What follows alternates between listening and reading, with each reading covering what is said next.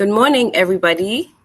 Good morning to you all. I'm so sorry that we are starting off late, but to our stakeholders, our operators, and other railway safety experts, I welcome you to this information sharing session. To my colleagues from the Railway Safety Regulator, who will be presenting this morning, I welcome you also. Today, you'll be invited to participate in discussions on the 2021-2022 Annual State of Safety Report. There will also be another session, or rather, another discussion on the railway regulations updates. It is my honor, Situnya Matsie, from the Research and Technical Skills Development Department and the Safety Permit Management Department, to facilitate this program this morning. We're going to have a conversation today on the information that we as the regulator have collected. Because it is our mandate as the railway safety regulator to oversee railway safety in South Africa, we publish a report every year on the safety of South African railways in accordance with Section 20 of the National Safety Railway Act. This report that we publish, it analyzes operational occurrences, it analyzes security-related incidents, and incidents involving harmed persons. But before we go further, I would like to draw your attention to this morning's program. Like I said in the beginning, we are running a little bit late. But first, we will have a scene setting from Mr. Freddie Khumari, who is both the head of safety management and the acting head of safety permit management. After that, we will listen to a presentation on the State of Safety Report led by Mr. Freddie Khumari and Mr. Kenny Mkhati, who is the Senior Manager, Safety Performance Management. We will have a question and answer session after this second presentation, and then we will have a presentation on railway regulations by Mr. Reginald Nchingila, who is a Senior Manager, Regulatory Planning. Another Q&A session will follow after that. So without further ado, Freddie, please go ahead. Thank you, Program Director.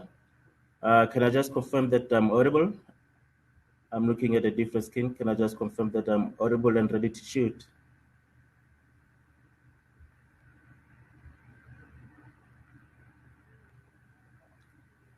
Ms. Program Director?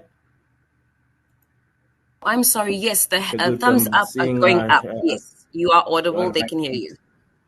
Good. Thanks, Program Director, and thank you for the introduction. And Program Director, chairpersons of the board, RSR Board of Directors, Mr. Johannes Nobunga, members of the RSR Board of Directors, the CEO of the regulator, Mr. Pokare, executive officers of railway operators, senior officials from the regulator, the NODT, and rail operators, captains of the industry, ladies and gentlemen, again, agreed to in the name of railway safety. It is an honor and great privilege to sit here and address you this morning. Allow me to extend a warm welcome to all stakeholders in attendance and trust that collectively we'll come up with groundbreaking solutions that will assist us in improving safety performance of rail operations, underpinned by a robust railway safety regulation framework. As the regulator, we always strive to keep you abreast on developments in the railway sector. But more importantly, we value your thoughtful contributions in occasions such as this one. Esteemed stakeholders, as you are all aware, in compliance with Section 20 of the RSR Act, the RSR annually produces a report on the state of safety of the South African railways. This report, which was published in October last year, provides an analysis of operational occurrences and security-related incidents and harm to persons and the environment. Our assets as well, we need to keep a view on the protection of our assets, the railway assets. Now, allow me to take you into confidence on what the State of Safety report at a high level. That's the 2021-22 State of Safety Railway report. The report will further be unpacked by Kenny in the presentation that will follow shortly. During the period under review, we recorded the reduced railway service. It's very important to take note of that. That's due to many reasons covered amongst one of them. And that resulted in less railway operational occurrences and less security related incidents. Ladies and gentlemen, we have railway safety operational occurrences and security related incidents. There's a distinction between those categories of negative events. Although this is an improvement in safety performance, it must be viewed on this in context of the low traffic volumes for reasons that are allowed, that are outlined. The report further reflects a 6% reduction in security-related incidents between 2021 and 2022, 21-22 reporting periods. The railway policing arm identified unused buildings, no or lack of security personnel, encroachment of the railway reserves, and security not clearly identified as part of the main generators of railway-related criminal activities. Those are security-related incidents. Now, malicious damage recorded in the year under review is 10% lower compared to the previous reporting period. Furthermore, operational occurrences increased by 2%, only 2% when compared to the previous reporting period. We can all agree, ladies and gentlemen, that all these gains are indicative of some improvement. However, we must work harder to ensure compliance to railway safety management tools within the operator space. And then, in pursuit to enhance railway safety, the RSR validated the industry-wide hazard log during 2021-2022. This hazard log will from now on ensure that the chain of events that lead to identified accidents or negative events are viewed in their totality. And at the same time, the restrictions imposed by the pandemic, there's the COVID-19 pandemic, necessitated a change in the way that we conduct inspections and audits. Those are our safety compliance oversight activities. And then during this reporting period, the RSR regional offices conducted close to 300 safety management systems audits, some of which were conducted virtually. We had to be innovative, ladies and gentlemen, to ensure that our safety oversight mandate is continued.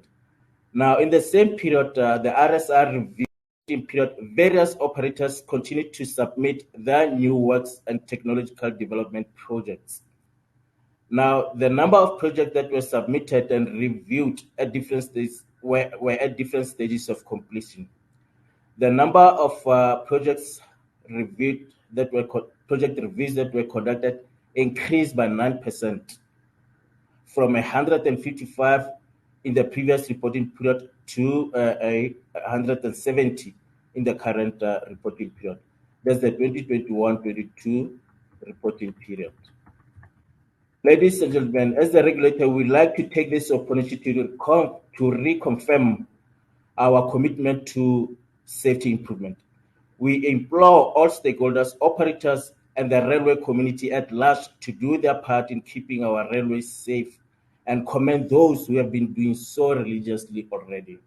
And in conclusion, I would like to take advantage of this opportunity to announce, ladies and gentlemen, that the RSR will be hosting the IRC, which is the International Rail Safety Council, and that will be during the 1st to the 6th of October 2023 in our beautiful city of Cape Town at the Century City Conference Center. As critical stakeholders to the regulator, your presence is of paramount importance. Information on the conference will be communicated to all of you in due course. I thank you. Thank you, Program Director. Thank you, Ntete Khumari. Thank you for that introduction. And thank you also for introducing or telling the people present this morning about the upcoming conference. Thank you for setting the stage and setting it so well. I think now, with your presentation, we are prepared to hear about the State of Safety report in more detail and find out what trends are emerging. So without further ado, Could I please ask the next speaker? I don't see him here, but I think he's here. There he is.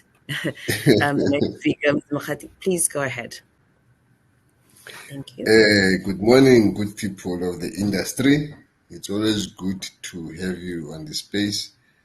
Uh, my mission today is to get you home, or if you're already home, leaving you confused about what these numbers mean. I'm not going to be long. I hope you'll enjoy your nap as I present. The intention is to hypnotize you as much as possible so that you can hear the detail and then it rests within your brain. So without much, let's proceed. Thank you for your presence and attendance, and I hope you'll understand what I'm saying. Let's get to the presentation. This is technology. No, that's not the one. I'm supposed to go here.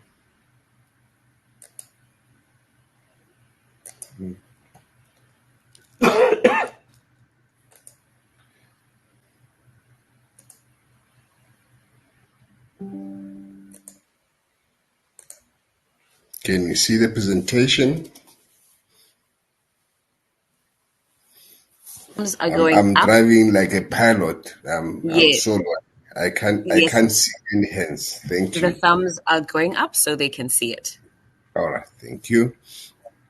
This is an analysis of what has happened with the information that as operators you have submitted to the RSR, which we really appreciate, and we encourage you to continue doing that.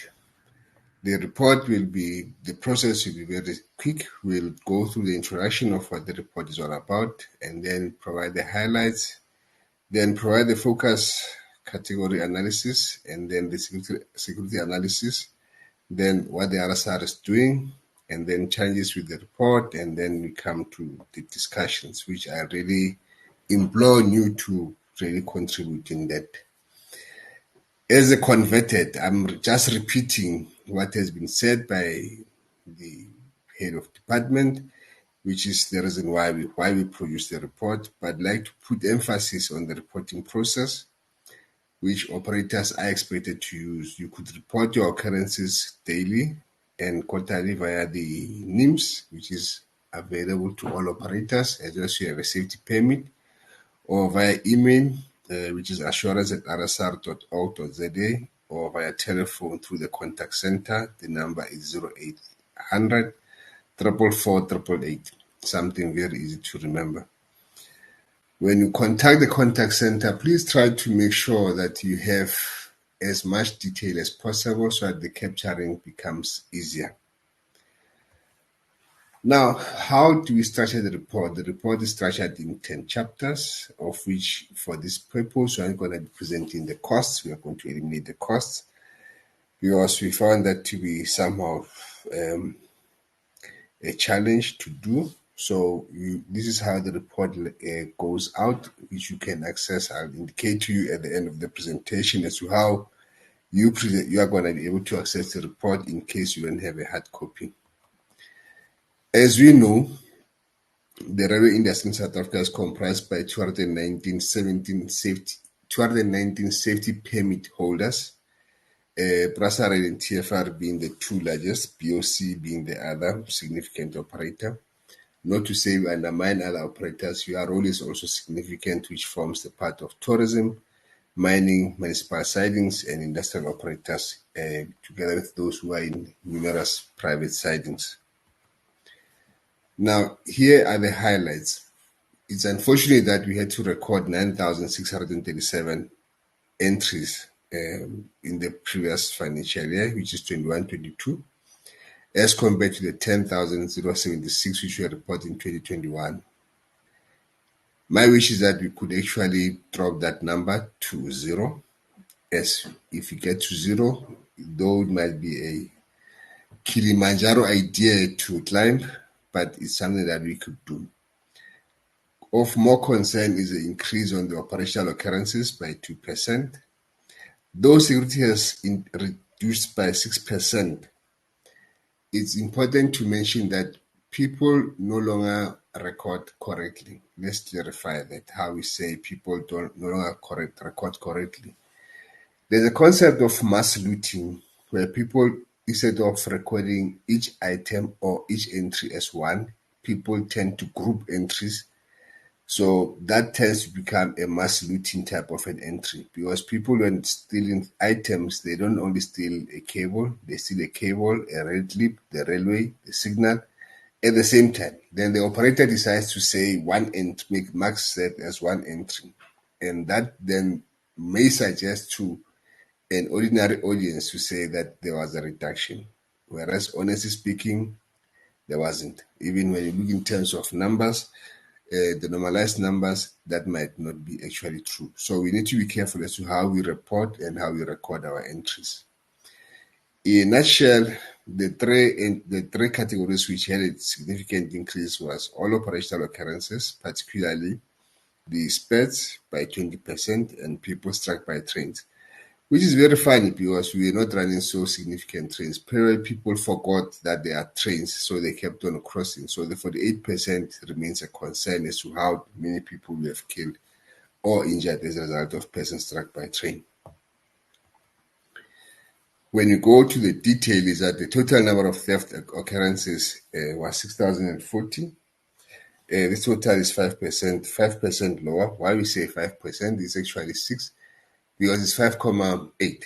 So you run it off, you get to 5%. So then that's the challenge. So theft itself contributed 79% of the total entries in category 1. And then in 2021 again, we had 157,3 harmful operational events and 26,9 harmful security-related incidences. Do we still regard ourselves as being safe? Something to ponder on, because if we are harming people, then that means other people might have a negative attitude or interpretation about the railways. That number needs to change. Between the 1st of April 2010 to the 31st of March 2022, as a RSR, we have recorded 127,704 entries which happened in the railways. Remember, these are minimum. There are more because as an operator, you are expected to record, manage, and investigate all entries in your space. So these are the ones that, as per our standard, as per the Act, we request as being the minimum. The breakdown hereof is that 36% of these were operational occurrences and 64% of it were security-related incidences. We are allowing our environment to be too easily entrenched so that people can come in, something that we need to ponder about.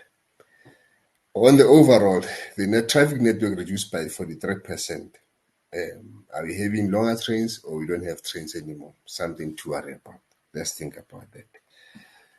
So if you're supposed to put this, for those that are visual, this is the picture where you have an increase actually in terms of safety-related incidences and a decrease, a continuous decline on the operational occurrences as they decline, which is something that we appreciate, but you see security is starting to increase. We might be appreciative of the 2020-21 entries and 2019-2020 entries. Let's talk more about the 2019-2020. 2019-2020 was characterized by COVID. Most of the people were not at work. The network itself became open, of which most people saw that as an opportunity to access.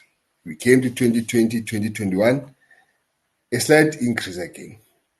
So probably those are people that were chance takers to say probably COVID is still coming back. Yes, operations were restarting. We're starting to get back into operations. But 21-22, we literally fairly almost all of us back at work, but we still recorded over 7,000 entries of security-related incidences, which is a concern to ask, where are our stakeholders who are supposed to protect and ensure existence of our network? For those that are linear in visual, so that's the same picture instead of a bar graph.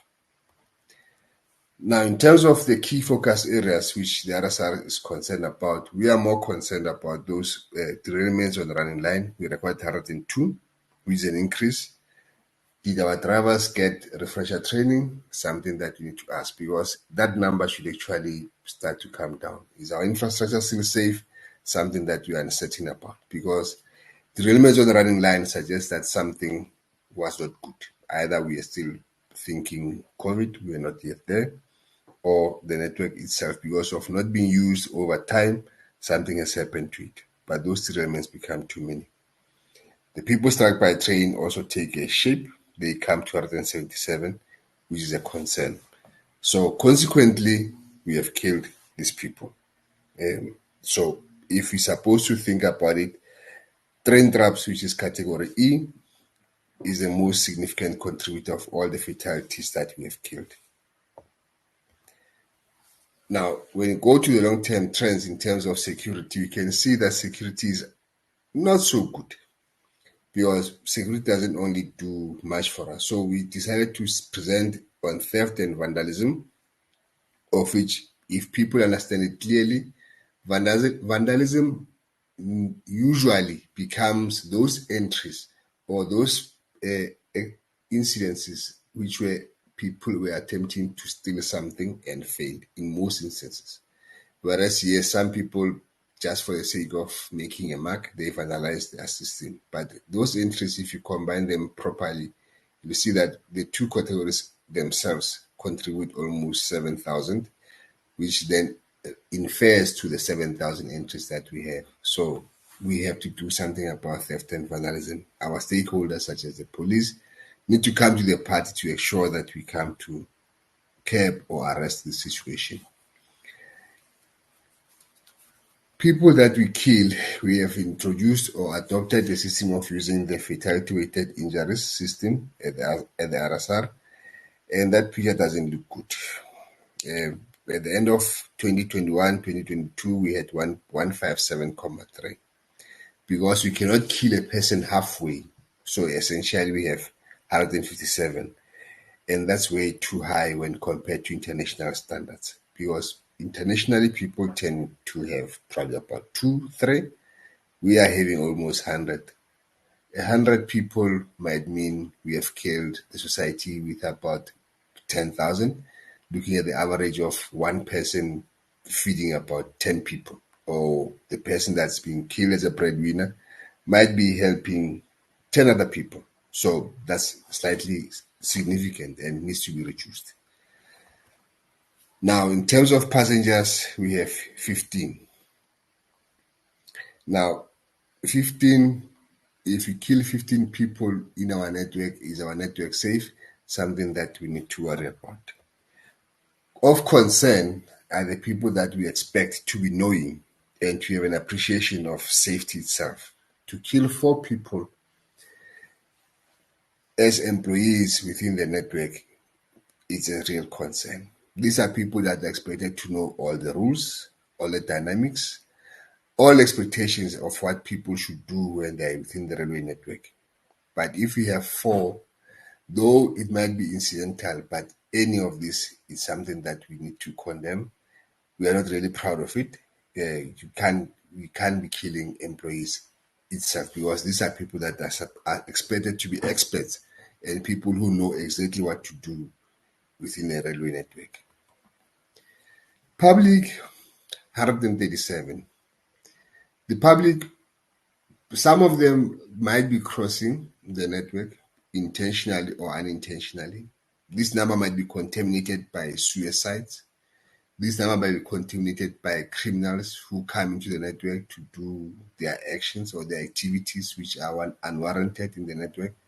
So when we kill the public, there's always that reservation of saying, was it deliberate or not? But we need to be concerned that probably our general public doesn't necessarily respect or have value to the railway network itself. And that's really concerning, and we need to take cognizance of it. Now, when we talk to harm, the persons overall in terms of security-related incidences, 41% was the increase that we recorded. And most of these were categories 3 to 9, which increased by 43%. And then security resulted in 79 injuries and 19 fatalities. We are killing people, good people, and we need to be worried about why are we killing people. When we unbreak when we break down the security itself, we can see that the highest contributor is theft. The next is malicious damage to property, and then the rest then follow in terms of that. As consequently, to present for those that wants to know the detail, this is the breakdown of under which category do we kill people. We kill most people under category 9, we kill most people under category 8. These are employees. 8 and 9 is within yards, depots, and stations. Are our depots and yards safe? Do we easily allow criminals to come into those areas because then they harm our employees? Something to ponder about. In terms of what the RSR is trying to do, to try curb these numbers and bring them down, we have a number of interventions that we have done, particularly based on the regulatory framework which we developed. Part of it is that the CSMRA is currently being developed. Verbal safety critical communication standard is in place. Interface agreement standard is currently being drafted. Because as a people or as an industry, we seem to be saying it's not my responsibility, but somebody else's responsibility. So ultimately, that goes back to that saying of saying nothing will be done because I expect that one to do, and I also expect me not to do something. So there's an interface agreement standard which is on its way to be compiled. Thank you to the industry as a whole. By the way, we have developed the hazard log, finalized it, validated the metrics. So as we are now ready to move into the SRM, safety risk model, which will enable us to have a better visual or better picture as to how safe we are. And really appreciate your contributing towards that aspect. In terms of the investigations and the audits that we have done, we find that as operators, there's a common thread of non-adherence to maintenance and inspection schedules in operator safety and inspections and schedules the operator's SMS. The SMS, remember, is our engine, the brain mind in terms of how we do our work. Should we neglect what we said we will do, we'll have a big problem. Manual train authorizations as well becomes a challenge. Yes, we are aware we cannot be oblivious to say that society as itself sometimes destroys the railway network. But how we do our manual train authorizations, we need to be very careful, taking cognizance of the possibilities that the society might have done something to the network. So let's not go into the network being blind, but be really focused on what we do. Theft and vandalism, as we have spoken earlier, cannot be undermined. Is playing a significant role in terms of disturbing railway operations. It's something that we really need to either coin a plan or devise means that will really ensure that we get those numbers to go down. Now, there are some issues, directives. Probably some people take those as simple documents that we do. But what happens is we have found that even if we issue those directives, there's a substandard condition with respect to payway infrastructure. Either we are looking for profit, we are overlooking the fact that this is the source of what we are supposed to do. Our payway is not in good condition. There's a high vacancy in CTC positions. Either when one is ill, then we have to fall back to manual operations. Also the maintenance thereof of the CTCs themselves. So once we go back to manual train authorizations, primarily we are working in an abnormal situation. HCOM cannot be undermined as well because it contributes towards some of these problems that we have. Then encroachments of the railway reserves. People are looking for land to settle, but they've never neglected the railway reserve. So we have to make sure that we guard against those. Supervision, refresher trainings, and all those are tasks that we have to continuously do, of which the inadequate maintenance, we always come back to say we are not maintaining what we have. And if we don't maintain what we have now, we are most likely to spend more to rebuild? Is it not proper to maintain what we have as compared to building? Building is more expensive, maintenance might be cheaper. Taking time, yes, but it might be a better option to consider. Furthermore, the RSR has went out to say those people that have not access or cannot access the platforms, other platforms, we have done the safety awareness and stakeholder engagement, of which this is currently another one. Education and awareness activities where our departments, as RSR people go to schools, visit level crossings, and make people aware about the railways and ensure that we have a proper railway system.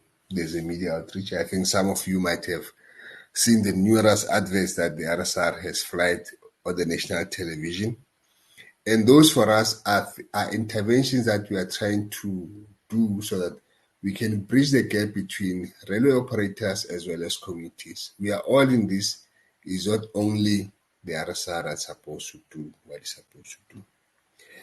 Now, in conclusion, I think most people were asking, are calling in to say, how do we access this report? Because the detail is in the report. And having a virtual system, virtual presentation, some people might already be asleep as we present. So when you want to read the report at your own leisure, you go to the RSR website, which is www.rsr.org.za. You click on the Knowledge Center tab. You scroll down at the bottom of the page, then you find numerous reports. You'll find annual reports, state of safety reports, maps. And those maps will actually show you where most occurrences have been recorded, on which line, on which corridor. Then you click on those, on the state of safety report, which you want to read, and then that's what you get. Now, finally, let's ponder for a minute about this. These are figures, and they suggest that we have improved. But we are aware that COVID really had an impact in terms of our railways.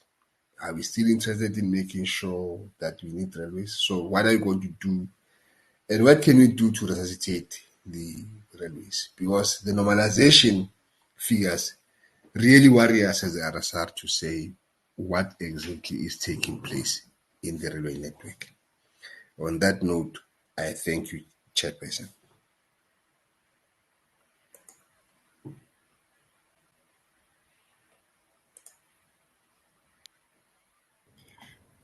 Thank you so much for that presentation, Mr. Makati. We will now give the people who are here this morning an opportunity to ask questions. Just thinking about your presentation this morning, I appreciate that you're highlighting the findings and you are highlighting the fact that it's likely that the decreases that we saw were due to COVID and not necessarily due to an improvement on safety.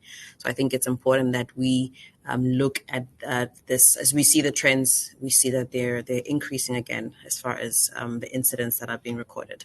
So I think it's good that we discuss that a little bit because I think we have an opportunity here, seeing as how there were reductions and some operators are not currently running trains, and that some of the major operators are not running at full capacity. So I think we have an opportunity here to address some of the issues. So to the stakeholders and the people who are here this morning, if you would like to pose a question, please do so on the platform. Just type in your questions. There's a tab here.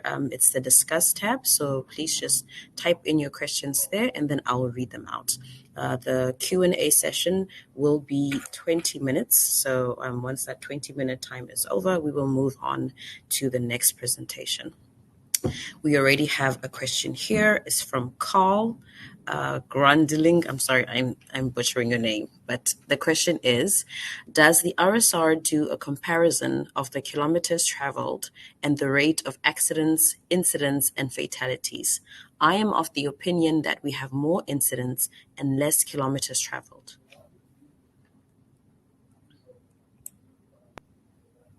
Yeah, Situnia, I can take that. Good morning again, colleagues. Good morning again, Carl, and thank you for that observation.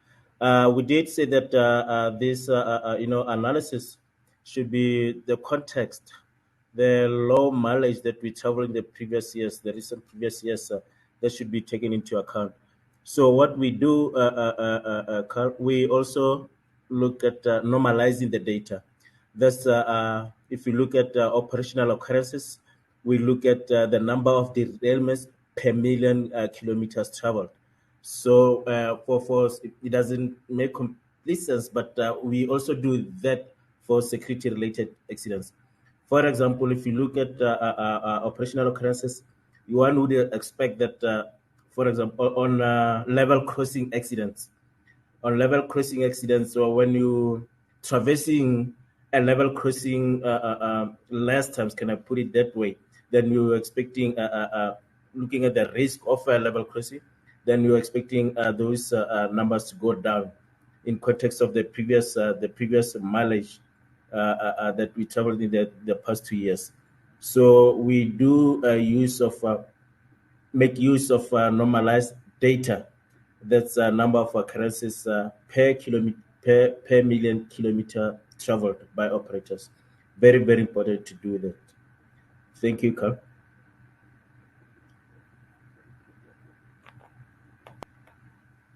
Thank you. Thank you. I'm not seeing any other questions. Once again, colleagues, if you'd like to ask questions, please do so on the platform.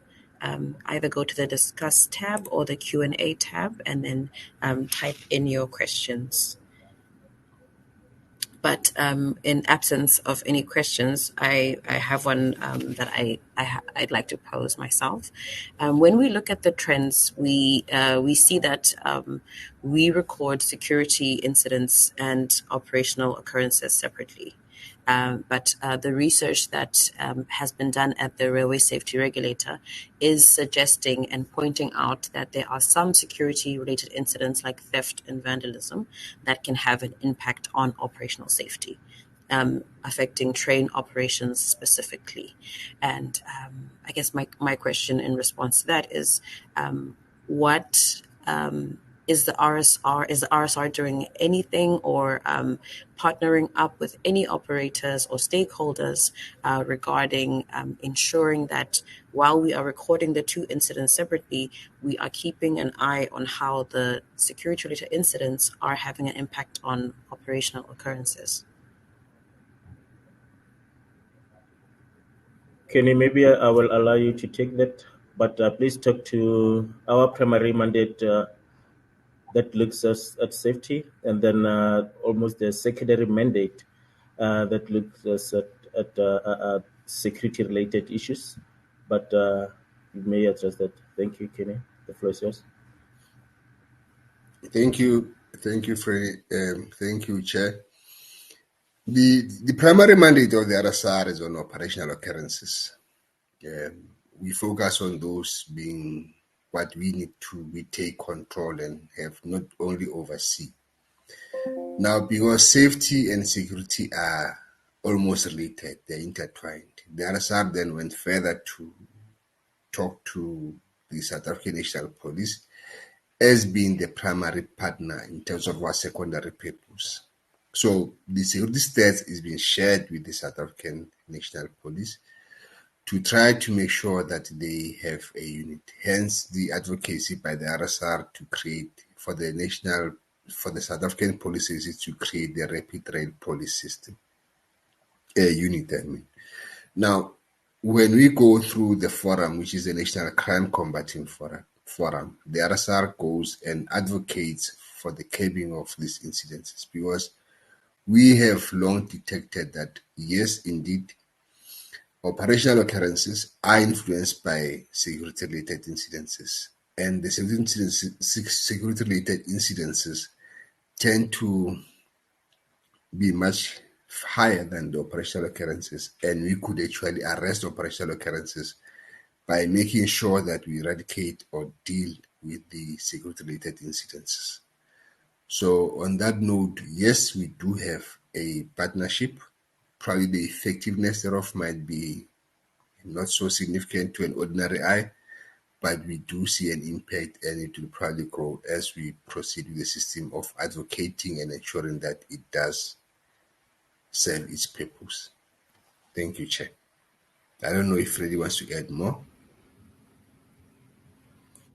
Chair, if I may, just briefly, I wanted to draw our colleagues or our stakeholders' attention to the research that we're currently busy with, and again, the research work is available through our knowledge center, very easily accessible through our website.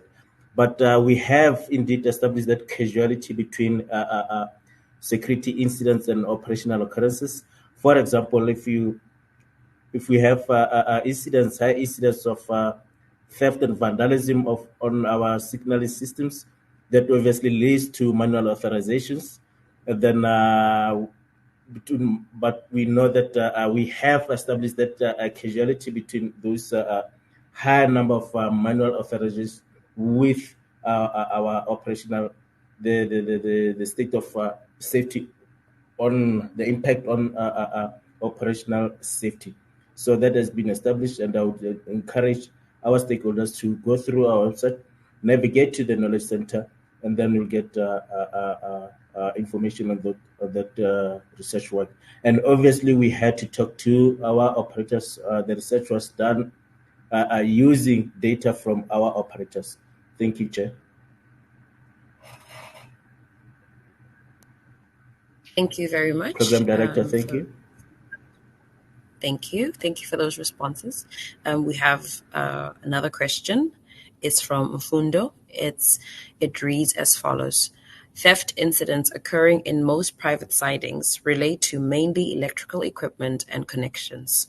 These seldom have an effect on rail safety operations in non-electrified private sidings. Should these be reported in the quarterly occurrence report?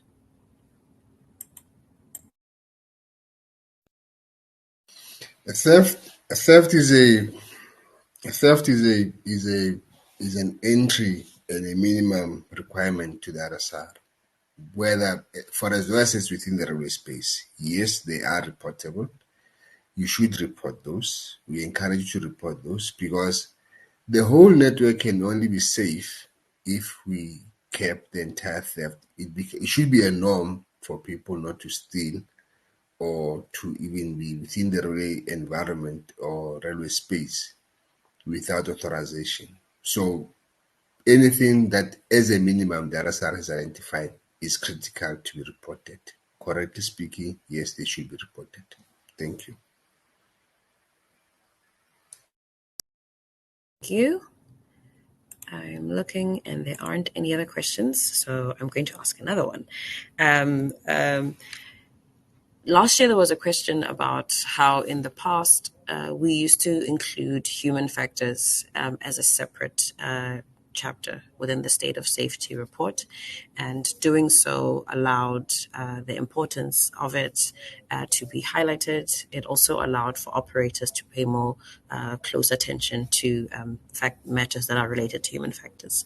Is there any plans going forward to reincorporate human factors and highlight it as an important aspect to look into? Thank you, Chair, for that question. We are currently in the process of actually been reviewing the layout of the state of safety report, which is because as we move, change becomes inevitable. It's something that we cannot avoid. The element of humans becomes an integral part of how railways are operated and how they function.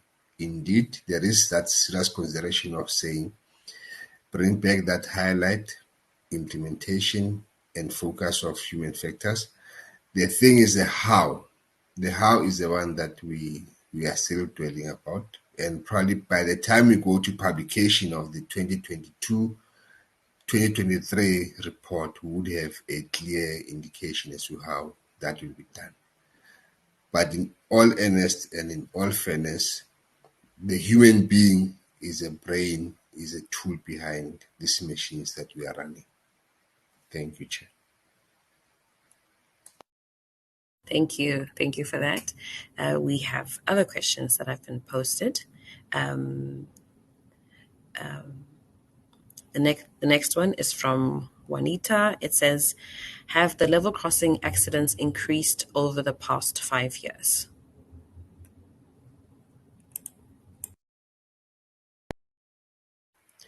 Yes, they have. I think because people are now used to that time where where trains were, what should I say? People tend to dice or take advantage of the speed of trains. We have a big problem about level crossings. Yes, they have. Thank you. Thank you. We have another question from Carl. It says, does the RSR have an MOU with the local traffic departments to be part of investigations of level crossing incidents? Normally, the road user is the root cause of the accident, but the road user seems to get away every time. Thank you, Carl.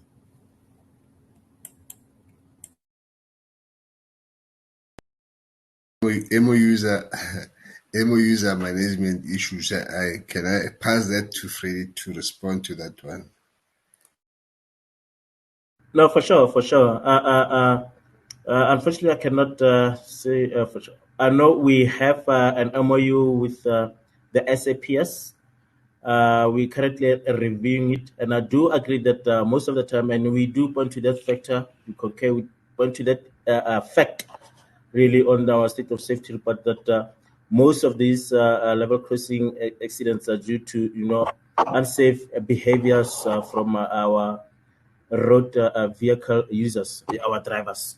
That talks to most of them, but some will be attributable to unsafe or substandard conditions at these level crossings where you don't have adequate protection, where risk assessments were not done, where you don't have equipment, or even let's talk about surface markings and so on.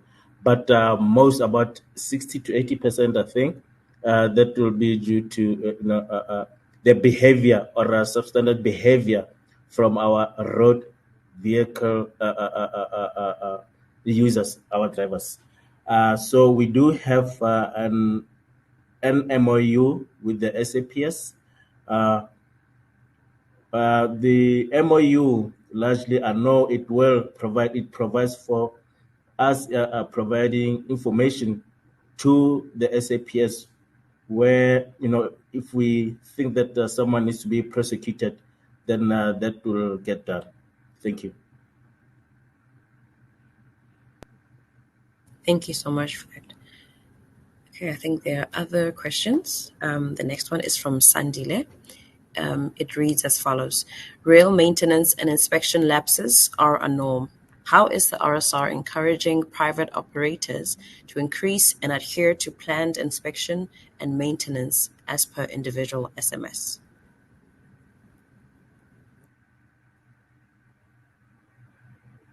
Yeah, okay, let me take that, Kenny.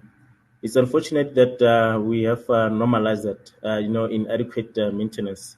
It's very unfortunate to state it as a fact that, those lapses in maintenance are a norm. But what we do as the RSR, we undertake inspections. Firstly, we have information on, the SMS, the your safety management system, and when you apply for a safety permit, we have information about the maintenance plans. That's arrangements on how you're going to be maintaining your network. And then we also want to see that there are adequate resources allocated to those maintenance plans, and they are signed off at appropriate levels. Now, when it comes to monitoring part, inspectors will go out and look whether this indeed has been done. We'll ask for a verification. We'll ask for evidence, and we also verify physically by inspecting those lines.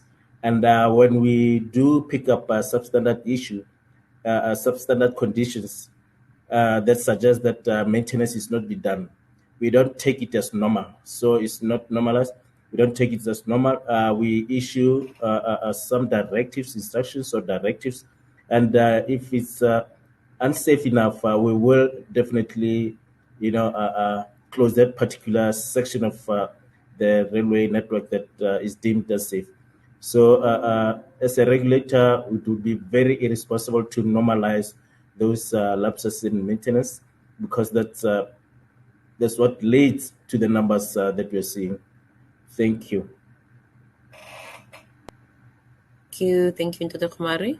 The next question is from Hubert, and it reads as follows. What actions are taken by RSR to protect railway operations from external factors, such as vehicles crashing into alignment and other items thrown to railway lines leading to collisions? Thank you, Chair. If I may take it, Kenny, we've had, I think, two incidents on the Gautrain. Uh, Maybe I might just backtrack to say, railway safety is the responsibility of operators. So operators must, undertake adequate risk assessments that will tell them, their risk spots, and obviously that we need to have controls, mitigations around those areas. Now, as the RSR, we're not going to prescribe to an operator exactly what needs to be done when there are those risk areas. What needs to happen, for example, I know two spots on the Gauteng alignment. One is in Midrand and the other is in Hatfield, where there is, if you conduct a risk assessment, it will tell you that there's a high possibility of a heavy road truck going into your alignment. So what do you do as an operator? Mitigation measures. You direct the traffic. You slow that, whatever is necessary. You slow the traffic down. Now, as far as people throwing things into the alignment, what can you do in terms of control measures? There are several things, but as a regulator, what we looking for is an outcome that sort of is a safe outcome. So you will suggest to, or you will only tell the RSR what do you want to do, and then if it's deemed reasonable, we will accept that. And the role that we can play is enforcement. The role that we can play again is advocacy. If you're looking for support from your side for the road authorities to do something about that risk, we will have that advocacy a role to play. Thank you, Chair. Thank you, Program Director. Thank you. I'm going to take another one just came in. Okay, I'm going to take two more questions because we only have about a minute left.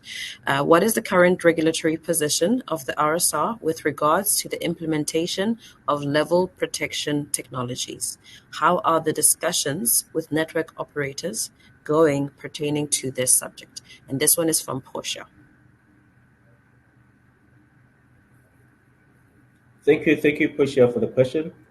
We have a standard on level crosses. We have one on let's talk about normal level crossing, and there's one on excuse me, Chair, because sorry, I was muted. I wanted to clear my throat. And there's one on pedestrian level crossing. I just need to, yeah. But Reggie will address the status of these standards. So we do appreciate that they are, levels of protection that can be applied to these level courses. These are based on risk assessment. These are based on your, the traffic volumes, so on and so on. But there are standards that will prescribe to an operator the level of protection that's required at this level crossing. Also be informed by these risk assessments.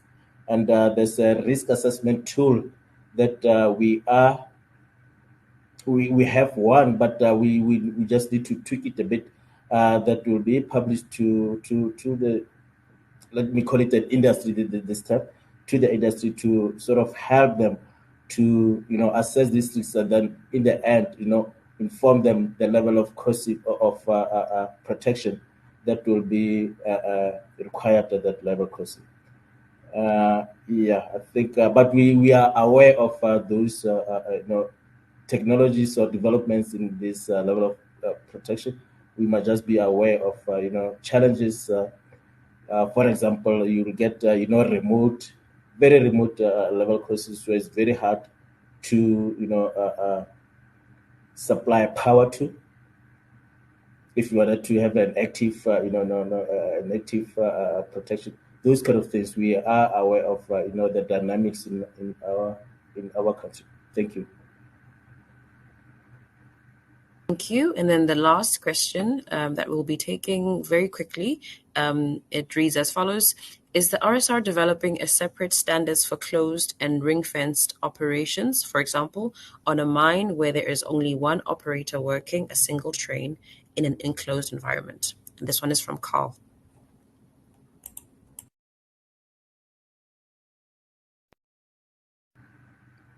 Yeah, I'll take the key from you, from director. There isn't a separate standard, but our SMS is risk based, right?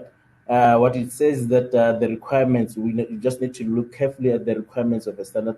All those standards, all our regulations, all the framework, it is risk based. So if there are exemptions that you need to look into, and our standards look into that, you tell the RSR, you apply to the RSR, tell us about those exemptions and the reasons thereof. Uh, but it's always race based. So this is a closed system that we're not interfacing with everyone, but we're not going to neglect safety. We're not going to neglect safety. So just look at the risks and look at the requirements again. And then if there are any issues, come to the RSR and look at what can be done, for example. Yeah. Thank you. Thank you so much. Unfortunately, we have run out of time for the Q&A. If there are any other questions, please post them on the platform. I see there are at least two more. We will see if we have time after the second presentation to go through them. But let us continue with the program. The next presentation will be on railway regulations. It is by Mr. Reginald Nchingila, who is the Senior Manager, Regulatory Planning. Thank you. Thank you, Program Director. Can I just get a thumbs up that you can hear me? Are going up. Okay, thanks for that. Yes, my name is Reginald Nchingila, and I will be presenting or giving an update basically on our regulatory tools, some of the things that we are busy with at the RSR. And I believe that most of you will be familiar with the work that we are doing, will be familiar with the tools that we have published. But it's just to make sure that we are all aligned, we are on the same page. So I'll just go through everything just to make sure that we all read from the same hymn book. Okay, I will use a very short presentation to present on this topic. Let me just go to that presentation. Okay.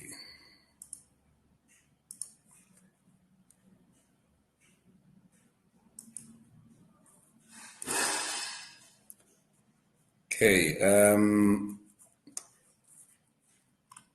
Okay. This is the presentation that I will be using. As you can see, it's a very short presentation.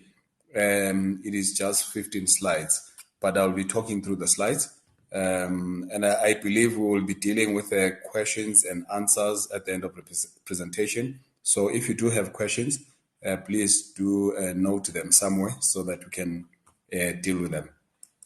I'll be looking at those items. I'll give the background to the RSR. I'll look at the regulatory tools that we use. I'll talk about what have we published, what we are busy with.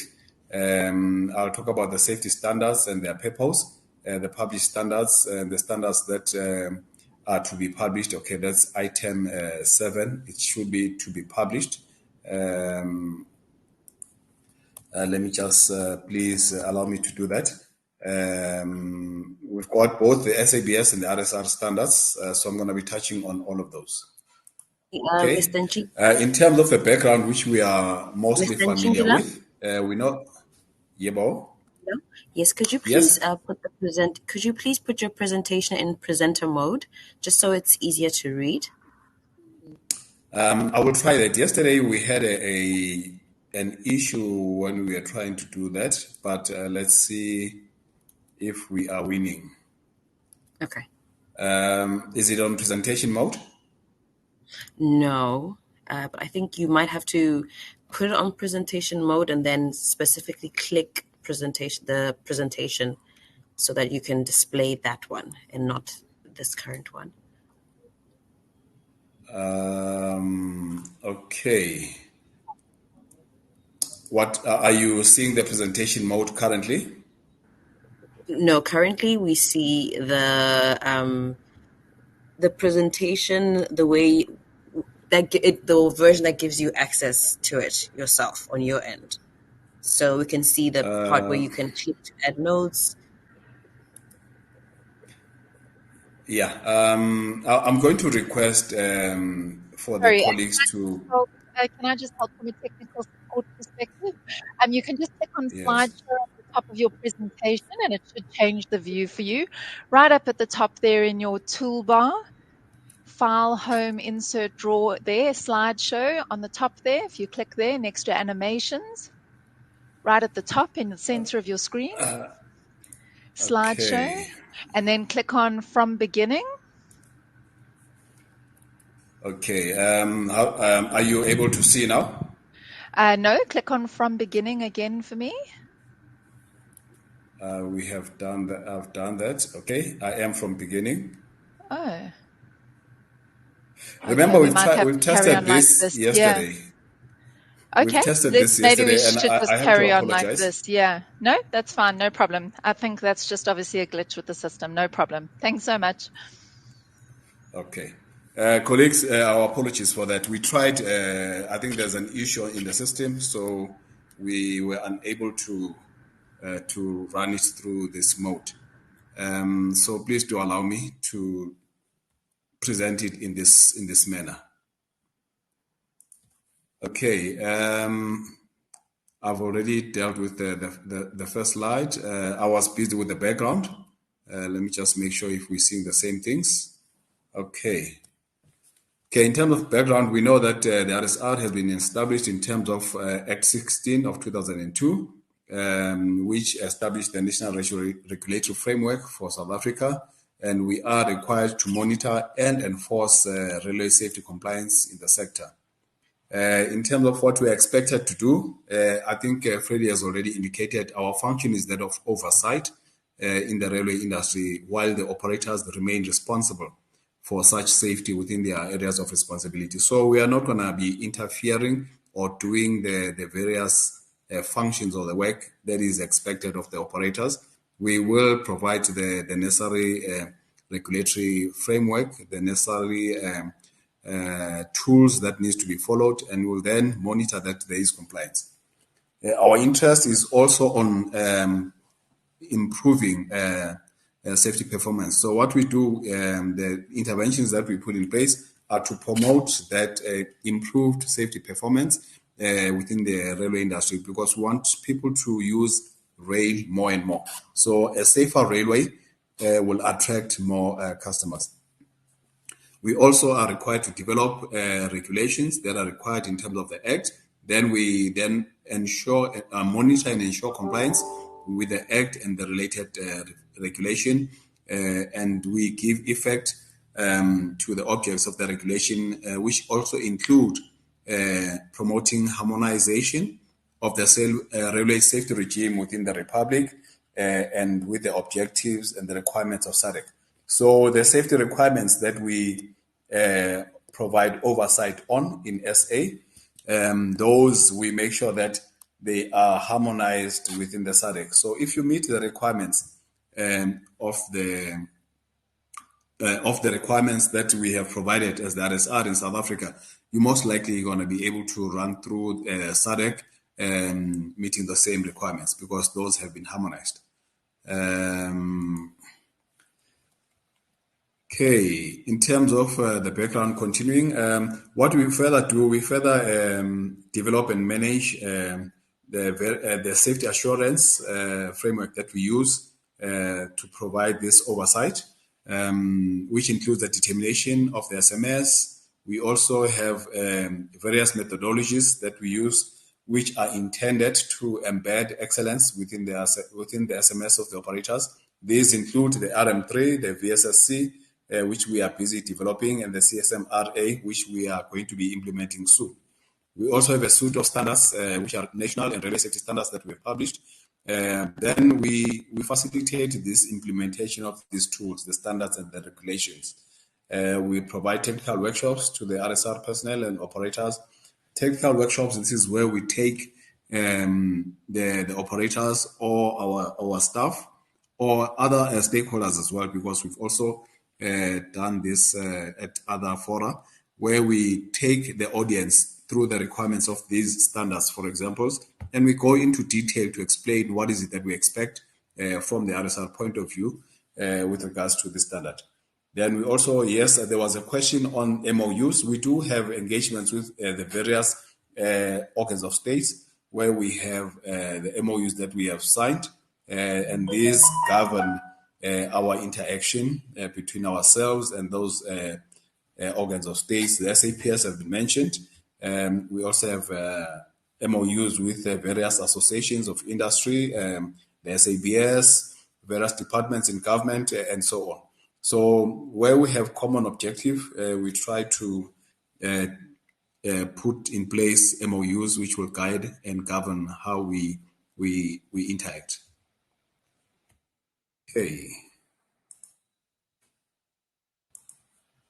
Okay, in terms of the tools that we are using, let me see if you are able to see. Okay, it doesn't seem to be moving from your side. Colleagues, I've tried to again try the presentation mode. It doesn't look like we are winning there. I'm going to go back to the slide mode, if you will permit. Okay. All right. In terms of the regulatory tools that we use, we've got the Act, which is the primary legislation that governs all the work that we do. Then we have regulations, which are in terms of the Act. So the Act does make provision for the various regulations to be developed.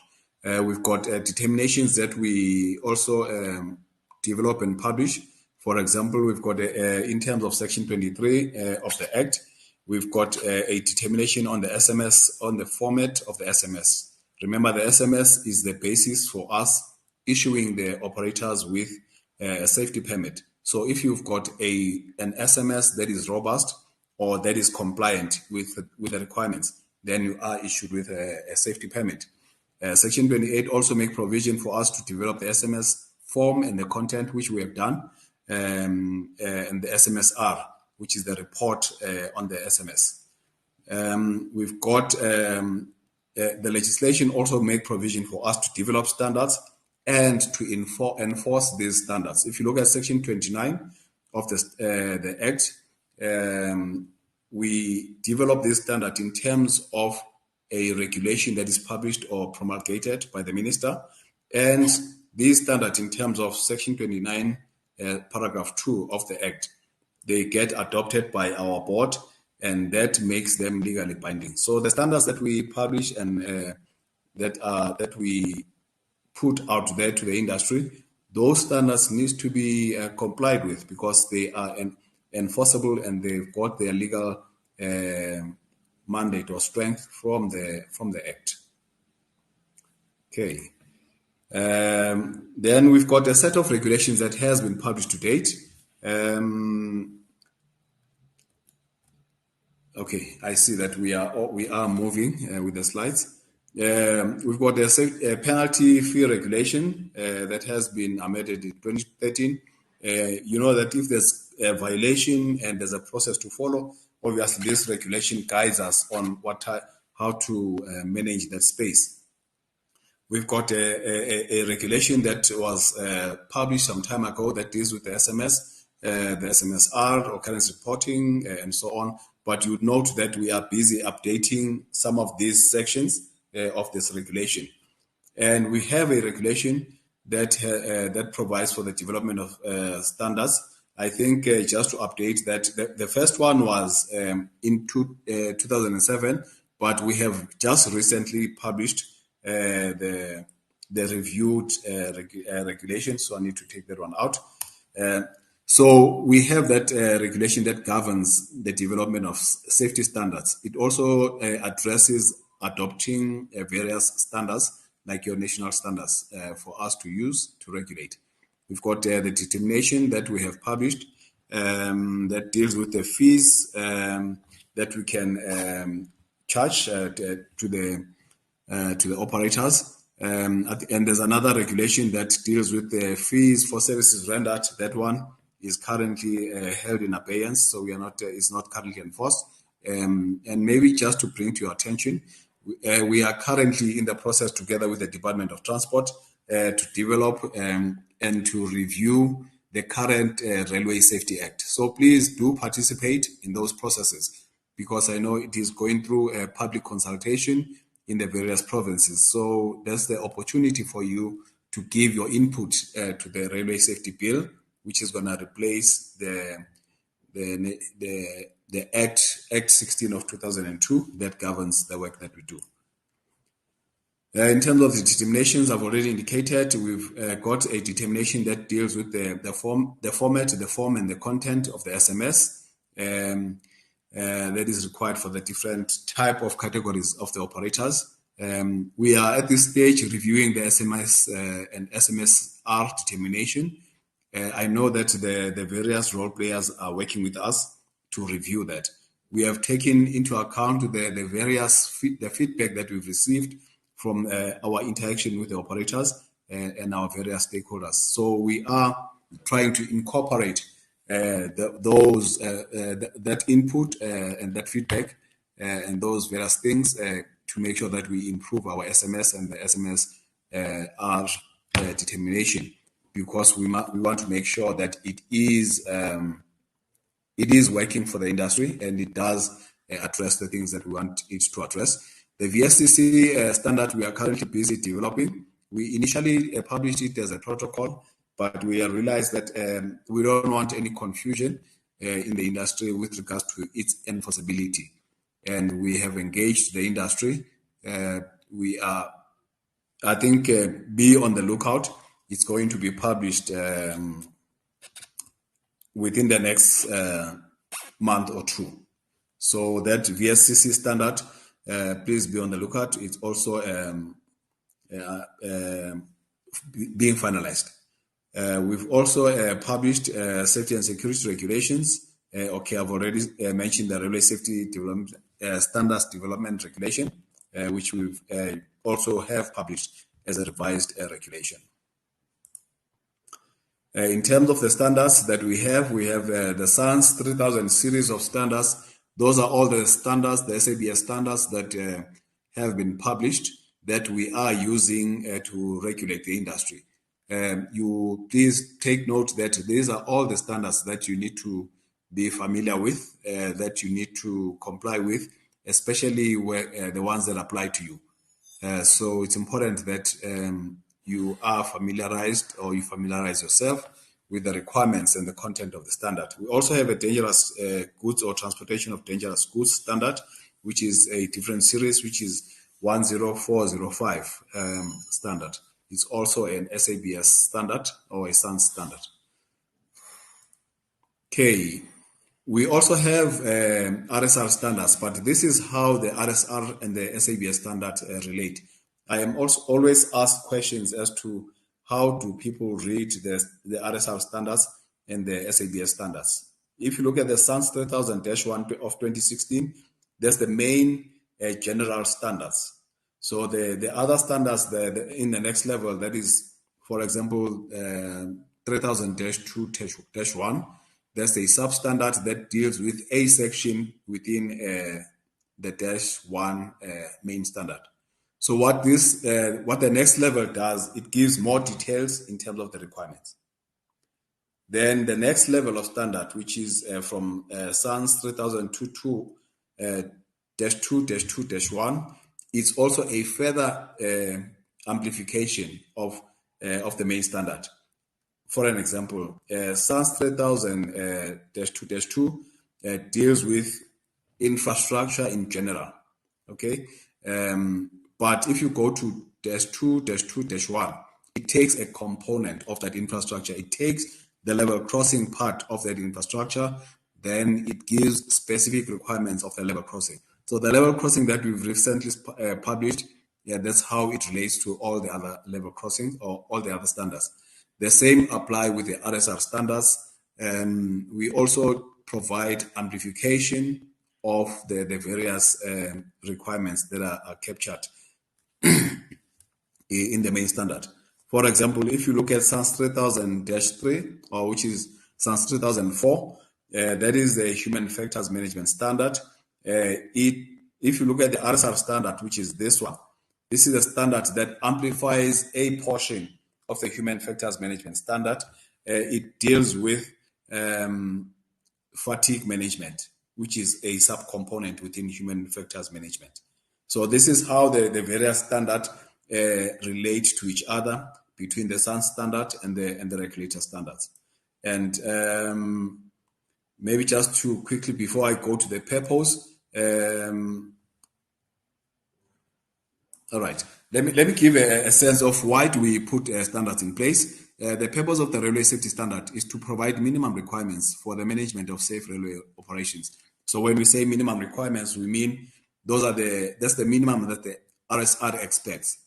As an operator, you know the risks in your operations better than we do. So if you believe that the minimum is not adequate, you are allowed or you are expected that you can put additional controls, for example, to make sure that your operations are safer. We want to ensure that railway operations are being managed uniformly. So if we have the same set of rules, we expect that the operations will be managed uniformly, especially seeing that we are going to get now this third party or third operators, the private operators onto our network. So we need to make sure that there's uniformity in the standards that we abide by or that we adhere to. And we also want to reduce occurrences and security incidents that has got an impact on our operations. Kenny has made a presentation on occurrences, and you would find that in many instances there is a failure or a non-adherence to a particular rule or standard or regulation or requirement. So it is important that we understand the standards, we make sure that there is compliance. And we measure compliance against these standards and the various tools that we use. So it is important that you understand that when we come and do audits and inspections and various checklists, we are basing these on the SMS and the standards that supports the SMS. Okay, and the permit application guidelines that we normally receive, it also is integrated or it talks to these standards and the SMS determination. And when we provide training and workshops to the industry, these are the standards that we use. Okay. We've heard from Kenny and Freddie that we are still plagued with various occurrences in the industry. So as the RSR, we from time to time look at our tools and see what else we need to do. That's when we come with other interventions or additional interventions. But you must remember that our interventions can only be limited to what our mandate provides for us.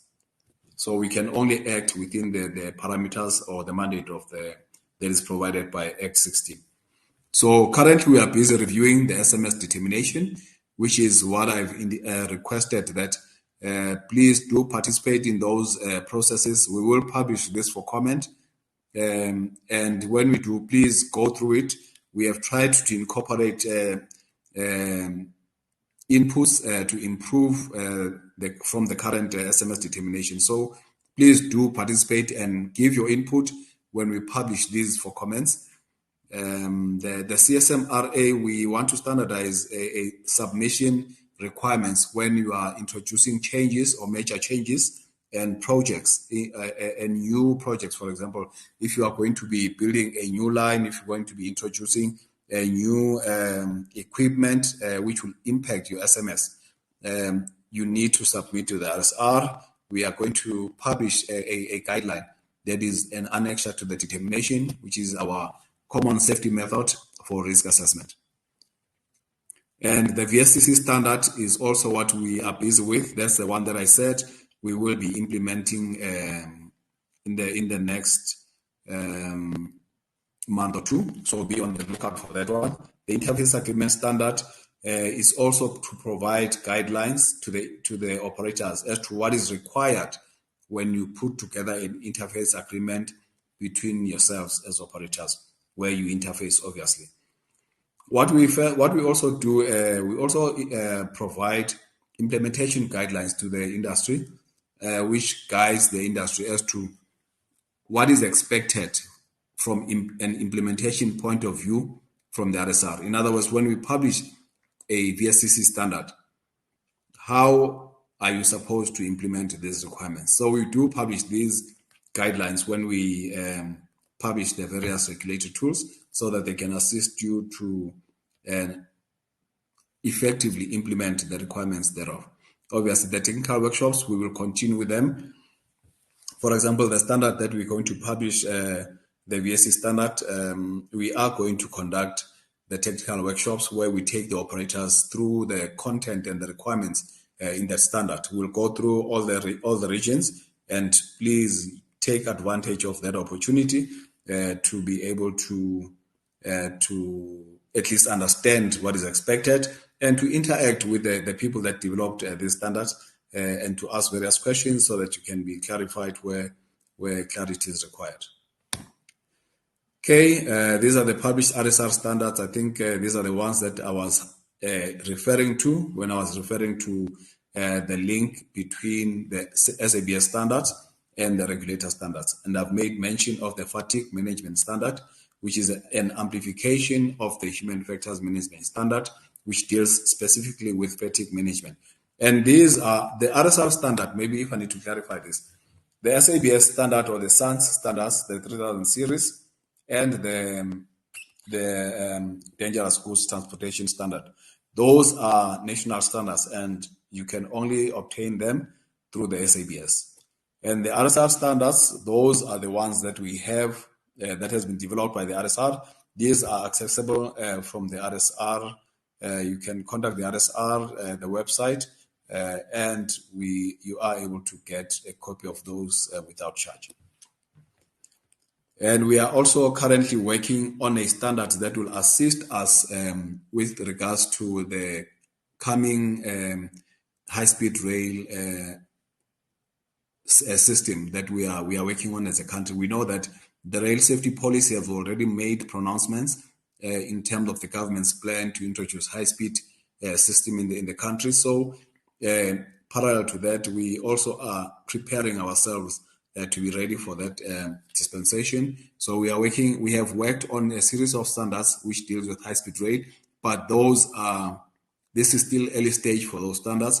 We also are going to be starting a process to develop a regulation that will also assist us to regulate high speed. But this is now in the coming future dispensation. But be on the lookout so that you can participate as required.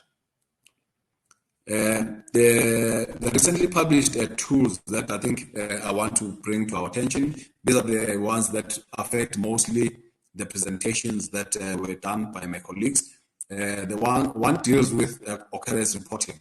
We've published that regulation that regarding the category and type of all notifiable occurrences which are to be reported to the RSR. So we need to ensure that in terms of that regulation or our purpose for publishing that, we want to ensure that all the notifiable occurrences, all the occurrences that you need to report to the RSR, they are adequately managed. From reporting them, from managing the scene, from putting controls in place, and so on. So that regulation, please do familiarize yourself because you are required to comply with it because it has already been published in the earlier part of this financial year, and we have just updated one of the tables that deals with the categories of reporting. So please do look at the published regulation together with the published table. I believe it's table A, which was also published by the minister. The other one that deals with, that affects a lot of what my colleague was talking about is the one that deals with railway reserves. It's the regulation regarding infrastructure or activity affecting safe railway operations. So by implementing this regulation, we want to mitigate risks that are associated with unauthorized access to our railway reserves. These are the things that lead to people struck by train. These are the things that lead to theft of our infrastructure, which subsequently then leads to occurrences. So this is the regulation that we have put in place that seeks to mitigate those risks. Please be on the lookout because we have published it. Please familiarize yourself with it. We've also sent out an implementation guide. In other words, what is it that we expect of the operators to meet these requirements? Yes, we are aware that fencing off the entire network is not an immediately practical approach, but what we have said that this will have to be done on a risk-based approach. So look at that guideline because it does give you the guide as to how do you implement these requirements or how do you meet these requirements. For example, you are required to conduct a risk assessment on your network, and then you prioritize your sections according to the risk profile. Then the controls and the protecting of those reserves can follow that risk process. So you are required to do the risk assessment and submit an implementation plan to the RSRs, which we can engage on, then we can approve, then you can go ahead. Okay. In terms of implementation requirements, typically, I've already said that in terms of the regulations will make provisions as to what implementation requirements are there.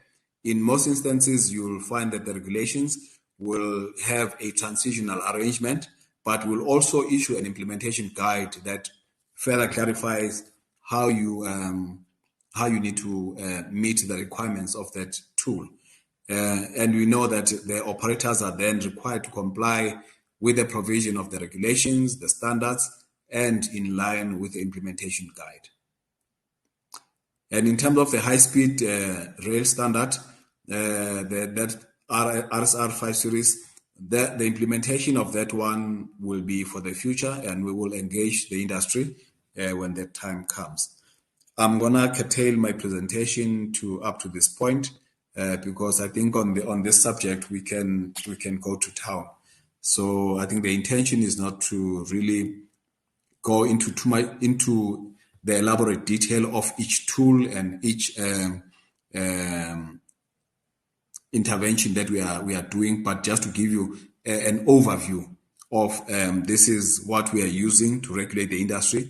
These are the tools that we use. This is what we've published. This is what is still coming. This is what is expected of you as the operator. And I think that is where my story ends. And my colleagues, please do accept my apologies that my presentation was in this format. We've tried various things yesterday. We did not come right, but I'm hoping that you were able to follow the presentation. That's my story, program director. I'll hand back to you. Thank you. Thank you so much, Mr. Nchingila, for your presentation and for your time. We are going to swiftly move to the questions. There were about 2 questions that came in during or right after the last presentation. So we will park those for now and we will deal with the questions that are more aligned with your presentation.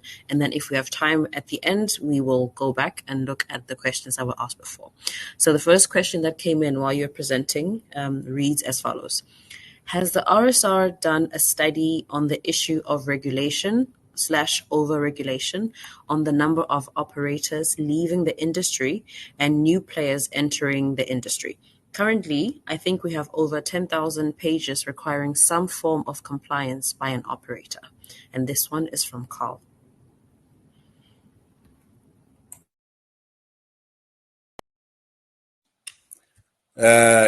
Yes, Carl, I take note of the question. Look, we from time to time review our regulations, looking at the various or the regulatory requirements, looking at the different type of operators. And that is why even now we are reviewing our SMS determination, which is the one that gives the requirements to the various categories of operators. Remember, we've got category A, B, and C. And if you look at those, the requirements, they differ according to the risk profile of the operator. And there are areas which do not apply to all operators. For example, level crossing standard. If you don't come into contact with the level crossing, or you don't even have a level crossing in your operations, in your network, in your vicinity, and you are not operating in a level crossing, then the requirements of that standard do not apply to you. So it is also important to understand the scope of your work and which tools do apply to you. For example, dangerous goods. If you're not handling or dealing with dangerous goods in any manner, then you are not going to be audited on dangerous goods.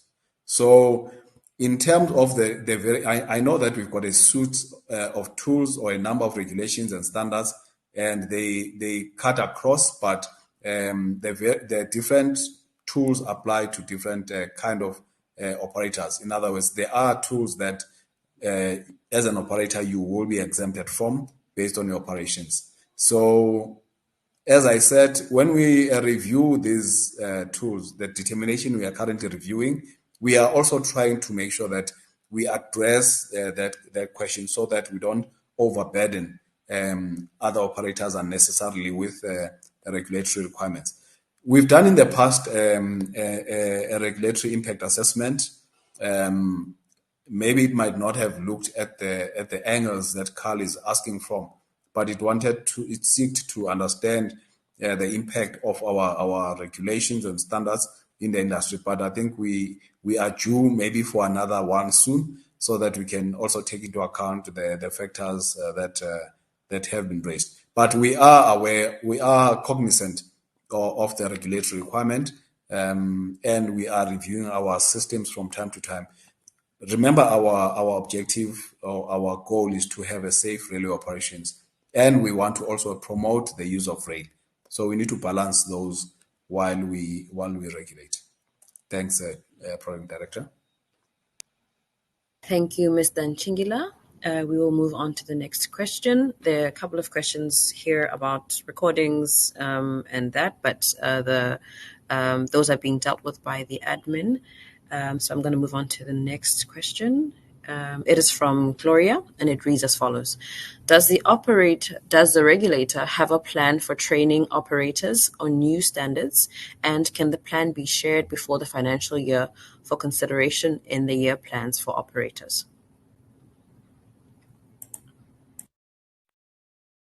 Okay, two parts to that question. The first part, yes, we do have a plan to train operators on new standards or regulatory tools. By the way, we also have repeat training, or which is maybe equivalent to refresher training, based on the demand or the requirement in the industry.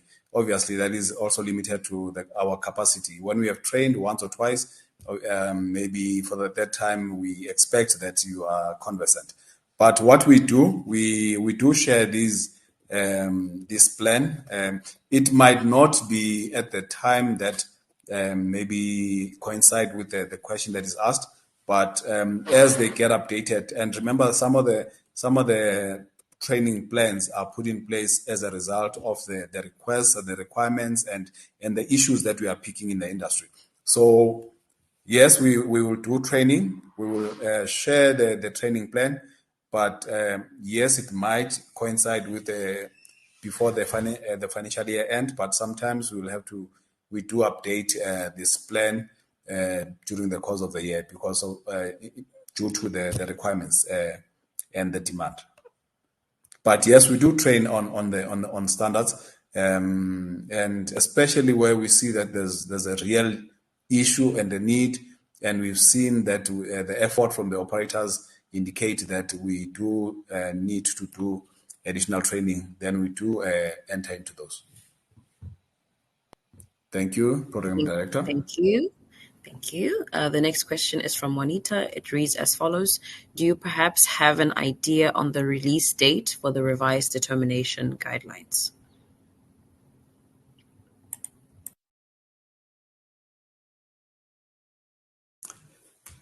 Maybe Freddie, you want to take that one? Yes, I know we are working on that one. Yeah, thank you, Reginald, and thank you for the question. We do not have a definite release date. We are currently, we have a revised SMS determination. What we're going to do, we're going to go back to the industry to say we have now, we do have your inputs. This is how the new determination will look like. And then we obviously have to go through some processes for, some governance processes for the board to approve this determination. And then only then we can, start a process of developing guidelines and issuing guidelines. But it will not be in the next 6 to 8 months, safe to say. I don't know if that assists. Thank you. That's the release or the publication of the guideline, which obviously can only be done after we have gazetted the determination. And I'm saying that at the moment, the reviewed SMS, the determination on the SMS, we have it, but it needs to go through some governance or endorsement processes. And that does take some time. Thank you. Thank you for taking that question. The next question is from Kobisa. It says, when we are being audited, against which standards will we be audited? Are we audited against the RSR or SAN standards?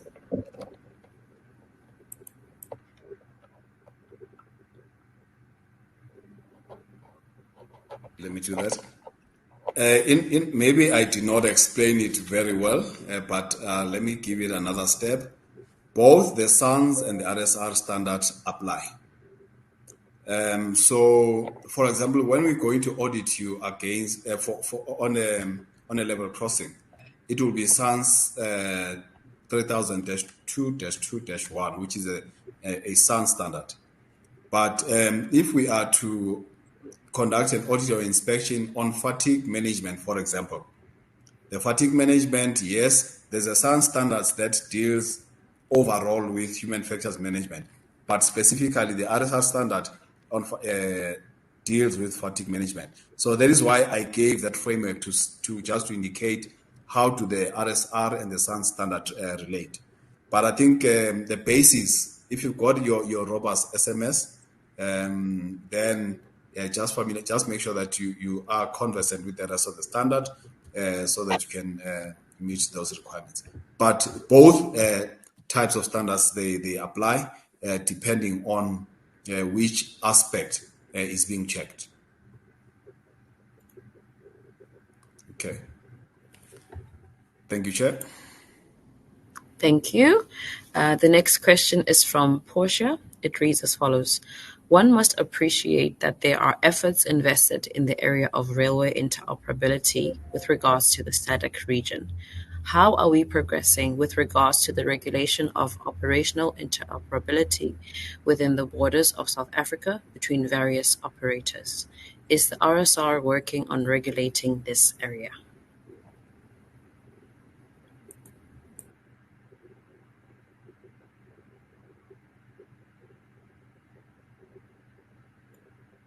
Chingila, you're still muted. Mr. Chingila, if you can hear me, you're still muted.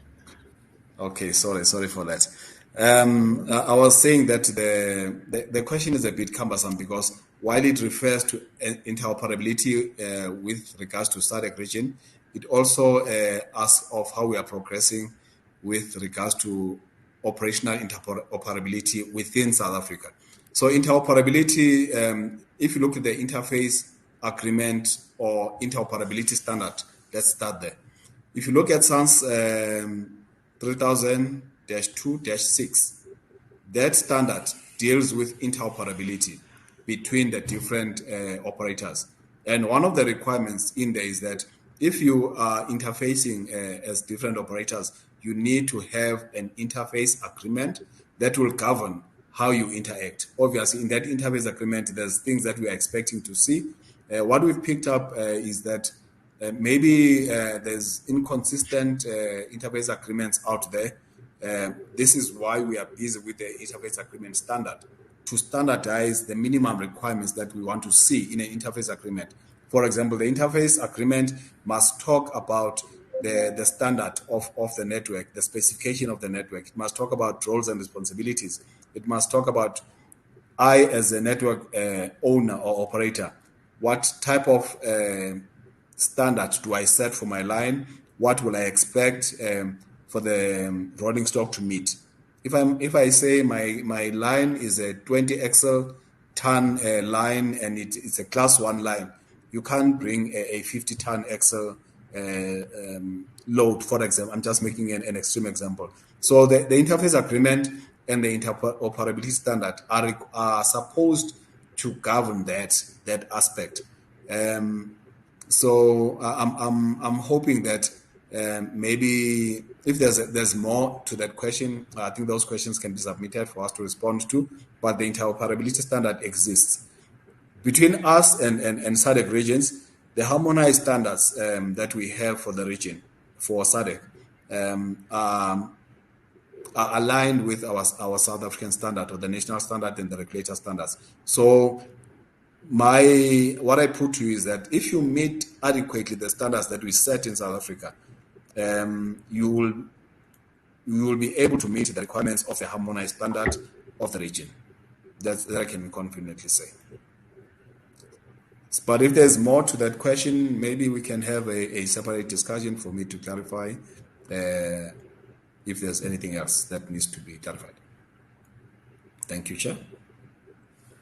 Thank you, Mr. Nchingila. And then the last question that was sent during your presentation or in line with your presentation is from Carl. It reads as follows. Is there a correlation between the number of regulations and the number of incidents and fatalities? It would seem that the regulations are not having a positive impact. Thank you, Carl. Okay. Look, there's things that we can do from our side in terms of the tools that we can put in place. But I believe that this issue of the impact must be tackled or must be looked at from different angles. Remember that the colleagues have already indicated that we have other interventions where we have stakeholder engagements, where we've got outreach programs, where we go on teaching engagements to sensitize the people that are affected by safety of the dangers of the railway lines or associated with the railway lines and what is expected in terms of safe railway operations. So the regulatory tools that we have are intended to set the rules that must be adhered to by the industry. Remember, we can only regulate the industry. Other aspects like the motorists, they fall within a different jurisdiction, and we deal with that through other interventions like your MOUs. For example, the standard on level crossing has already been adopted in the road traffic manual regulations. So we do have that interoperability or that working together with other departments. But the impact, as far as regulations and standards are concerned, we develop those tools that seek to assist the industry to address the issues that lead to occurrences. A case in point would be the manual authorizations. A lot of occurrences that we've picked up which comes during manual authorization, seem to suggest that there is human errors, seems to suggest that there's issues with regards to the completeness of communication, to the proper handshaking. So those are the things that we are targeting, for example, with this VSCC standard, so that we can make sure that there is consistency, there is seamlessness in executing those tasks. Yes, we expect that these will have a positive impact on railway safety, but I think that the challenge is much bigger than that. There's also an aspect of compliance and enforcement. So regulations and standards are one part of the equation. Thank you, Chair.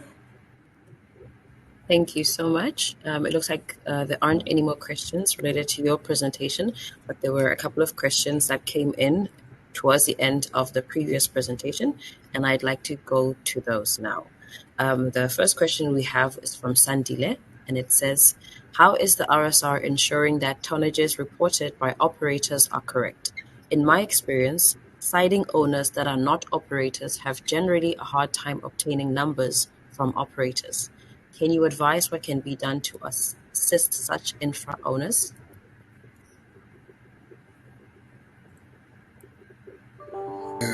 Thank you, Chair. There is a guideline, not necessarily even a guideline. It's a standard way of doing things on the sense.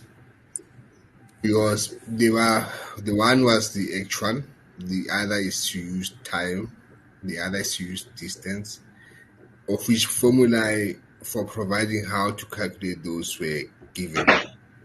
So if the operator still feels uncomfortable in terms of saying probably what they are providing is inaccurate, it will be a pleasure to actually assist them so that they can get that accurately.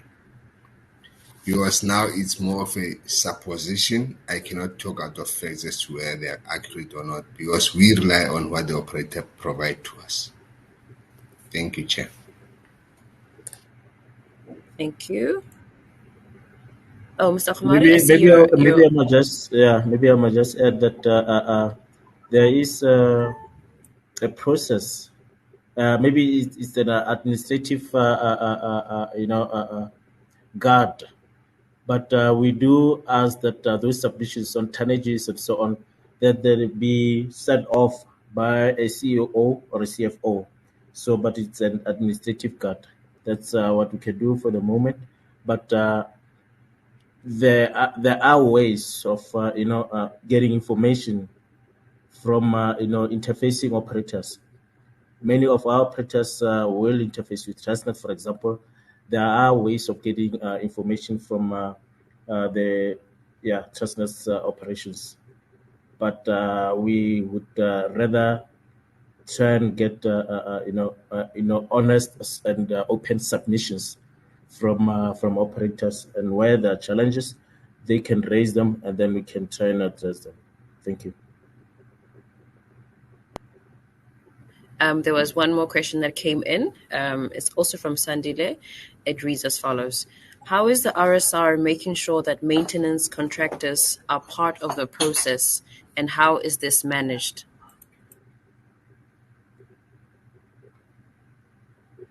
Thank you. I'll take the question where for short Reginald, you can come in. But there is subcontractors and contractors and subcontractors. They play a major role in the management of safety. So there is a whole set of requirements on what is needed to what is needed to even demonstrate that we are managing our contractors correctly.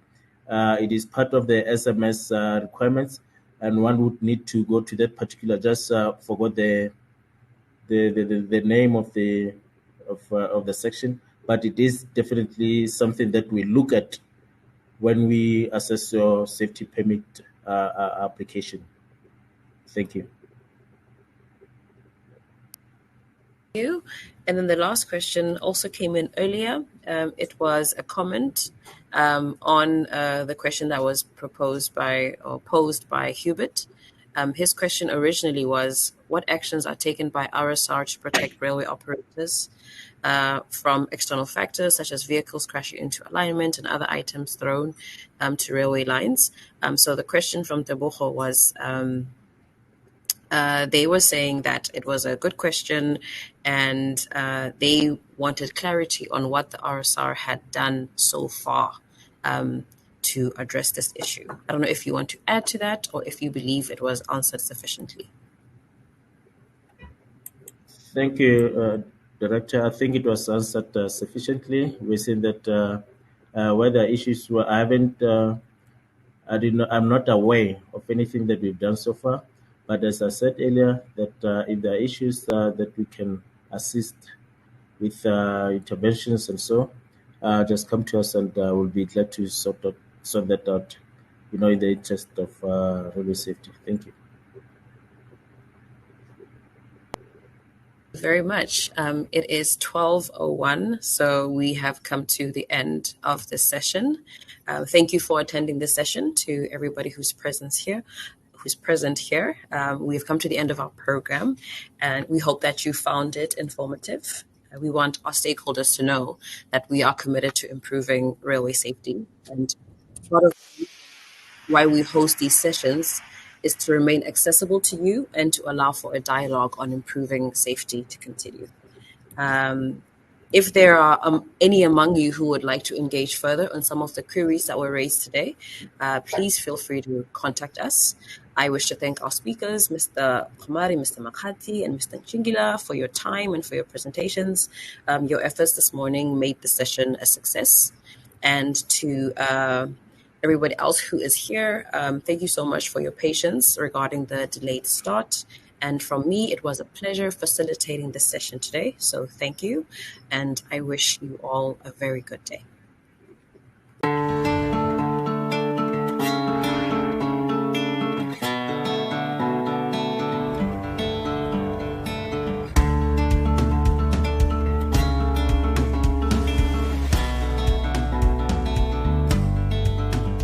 Allow us to host you in our beautiful country, South Africa, from the 1st to the 6th of October 2023 for the International Rail Safety Council. With its 22,000 kilometers of rail, which crisscrosses the length and breadth of the country, South Africa is perfectly placed to become the conduit for conversations that will shape and impact rail safety. Under the theme, Reshaping Railways in an Uncertain World, we will come together to share our experiences, solutions, and proposals.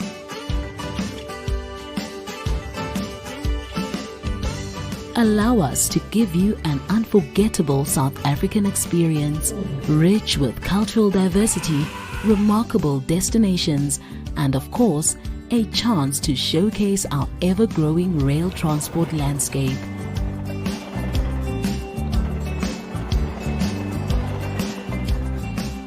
Allow us to host you in the mother city, Cape Town, home to the seat of Parliament in South Africa and the legislative capital of the country. Cape Town is well known for its breathtaking sights, beautiful beaches, and cosmopolitan nightlife. Whether you take a hike up popular Table Mountain, shopping at the waterfront, go on a scenic tour of the wine route, or even make a turn at historical monuments such as Robben Island, where the first democratically elected President Nelson Mandela was imprisoned, you won't be short of memories to make.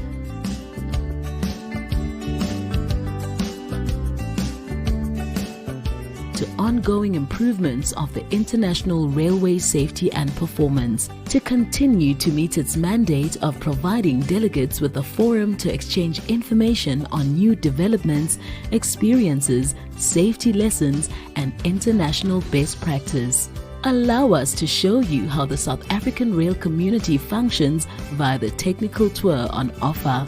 While you engage with leading rail experts on global developments, you can rest assured that our culturally rich partner program will provide a memorable experience to your companion. Allow us to do it all in South Africa.